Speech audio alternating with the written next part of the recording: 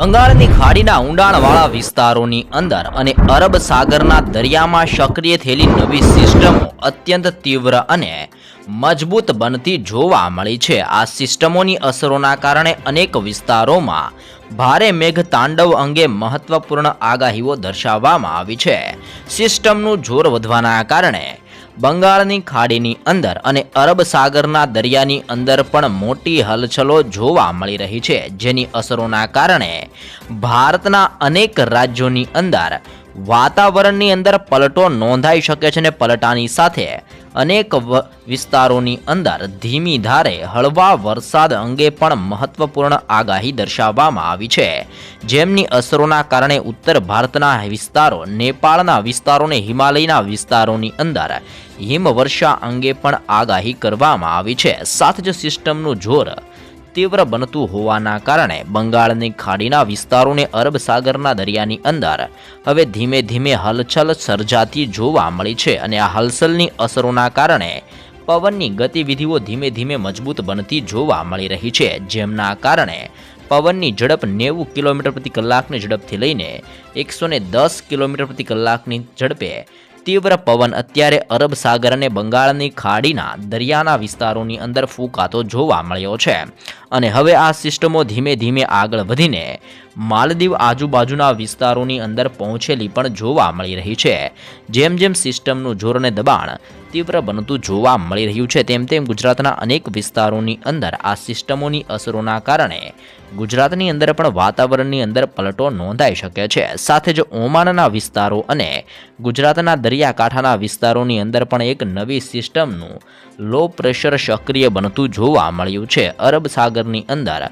વિસ્તારોમાં ધીમે ધીમે આવી રીતે લો પ્રેશર સર્જાતું જોવા મળ્યું છે, જેના કારણે ગુજરાતની અંદર આ સિસ્ટમનો પટ્ટો લંબાયેલો જોવા મળ્યો છે, જેમની અસરોના કારણે ગુજરાતની અંદર આજે અનેક વિસ્તારોની અંદર વાદળ છવાયું વાતાવરણ સર્જાઈ શકે છે અને ફરી એકવાર ધીમી ધારે હળવું માવઠું પડી શકે છે તેવું પણ અનુમાન મૂકવામાં આવ્યું છે, જેમની અસરોના કારણે આજે સૌરાષ્ટ્રનો વિસ્તાર, ઉત્તર ગુજરાતનો વિસ્તાર, મધ્ય ગુજરાત અને દક્ષિણ ગુજરાતના જિલ્લાઓની અંદર આજે વાદળ છવાયું વાતાવરણ સર્જાઈ શકે છે. આ સંપૂર્ણ વિસ્તારોની અંદર વાદળો ઘેરાયેલા આજે જોવા મળી શકે છે, જેવી પણ આગાહી ગુજરાત માટે દર્શાવવામાં આવી રહી છે. ગુજરાતના વાતાવરણની અંદર આ સિસ્ટમોની અસરોના ભાગરૂપે ફરી એકવાર પલટો આવતો જોવા મળી શકે છે અને વાદળો ગુજરાત ઉપરથી આવી રીતના પસાર થતા હોય તેવી પણ અત્યારે શક્યતા દર્શાવવામાં આવી રહી છે, જેમની અસરોના કારણે ગુજરાતની અંદર આજે અને આવનાર 3 દિવસો સુધી હજી પણ પલટો જોવા મળી શકે છે અને આ પલટાની સાથે ગુજરાતના અનેક જિલ્લાઓની અંદર હીટવેવ એટલે કે ગરમી સાથે બફારાનું પ્રમાણ પણ જોવા મળશે. સાથે જ સૌરાષ્ટ્રના વિસ્તારો, મધ્ય ગુજરાતના વિસ્તારો અને દક્ષિણ ગુજરાતના વિસ્તારોની અંદર ટેમ્પરેચર 35 ડિગ્રી સેલ્સિયસથી લઈને 40 ડિગ્રી સેલ્સિયસ જેટલું પણ જઈ શકે છે, જેવી પણ હીટવેવ અંગે મહત્વપૂર્ણ આગાહી કરવામાં આવી છે. આમ ગુજરાતની અંદર અત્યારે ડબલ ઋતુનો અહેસાસ થઈ રહ્યો છે, જેમાં વહેલી સવાર દરમિયાન ઠંડીનો માહોલ જોવા મળે છે, તો ભર બપોરે ગુજરાતની અંદર 35 ડિગ્રીથી લઈને 40 ડિગ્રી સુધીનું સેલ્સિયસ જેટલું પણ ટેમ્પરેચર તાપમાન જોવા મળશે, જેવી પણ આગાહી કરવામાં આવી છે, જેને જોતા ગુજરાતની અંદર ફરી એકવાર અનેક વિસ્તારોની અંદર વાતાવરણની અંદર પલટો પણ નોંધાઈ શકે છે અને આખરી ગરમી બપોર દરમિયાન ગુજરાતની અંદર જોવા મળશે તેવી પણ આગાહી દર્શાવવામાં આવી છે, જેને જોતા સૌરાષ્ટ્રના વિસ્તારોની અંદર વાતાવરણની અંદર પલટો નોંધાઈ શકે છે અને વાદળ છવાયું વાતાવરણ જોવા મળી શકે છે, જેના કારણે સૌરાષ્ટ્રના વિસ્તારની અંદર દરિયા કિનારાના વિસ્તારો, જેમાં દેવભૂમિ દ્વારકાનો વિસ્તાર, જામનગરનો વિસ્તાર,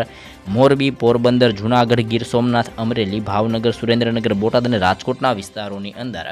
વાદળ છવાયું વાતાવરણ જોવા મળી શકે છે અને 25 ડિગ્રીથી લઈને 24 ડિગ્રી સુધીનું ટેમ્પરેચર સૌરાષ્ટ્રના વિસ્તારોની અંદર આજે જોવા મળશે તેવું પણ અનુમાન મૂકવામાં આવ્યું છે. કચ્છના વિસ્તારની અંદર ગાંધીધામ, ખાવડ અને નળિયા વિસ્તારોની અંદર પણ વાતાવરણની અંદર પલટો નોંધાઈ શકે છે. વાદળ છવાયા વાતાવરણ સાથે પવનની તીવ્રતાની સાથે કચ્છના વિસ્તારોની અંદર પણ વાદળ છવાયું વાતાવરણ જોવા મળી શકે છે. સાથે સાથે